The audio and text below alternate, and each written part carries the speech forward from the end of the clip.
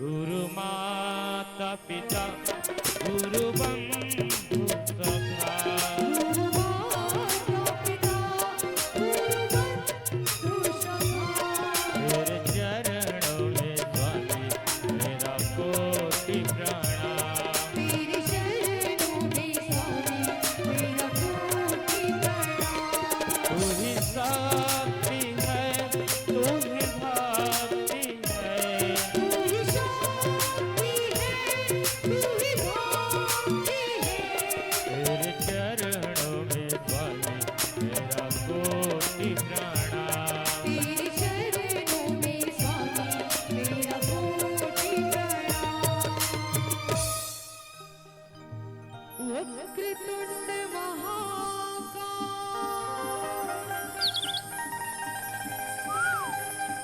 सूर्यकोटि समप्रभा निर्विघ्नं कुरु मे देव सर्वकार्येषु सर्वदा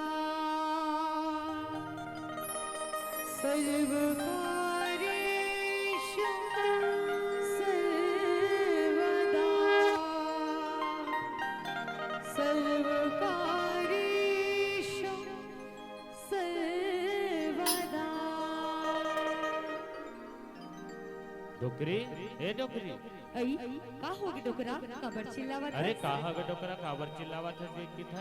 देवारी तिहार आगे घर कुरिया लिपाए पुताई नहीं है, अब सुवन से लइका मनाही तो हमार घर ल देख के हंसी नहीं हो। देख तो डोकरी डोकरा मन के घर हा आज लिपाए पुताई नहीं है की के।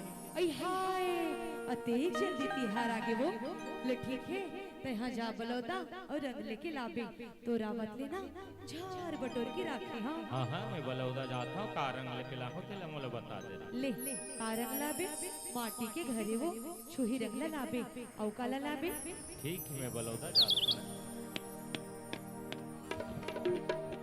लाली गुलाली छिछते आए न वो हाँ छिछते आए न वो तोरे घर के मोहाटी सगवारी हाँ पूछते आए न वो हाँ पूछते आए न वो तोरे घर के मोहाटी सगवारी। ओहो लइका ला चुप करा, देख देख सुवन से संगी जमुरिया संग नाचे बरियाए न वो सुबह नाचे बरियाए न वो तोरे घर के मोहाटी संगवारी सुबह नाचे बरियाए न वो सुबह नाचे बरियाए न वो तोरे घर के मोहाटी संगवारी। हाँ हाँ हाँ हाँ कस घर गाथ नहीं हो लेवा उगावा जी सुवा उगावा।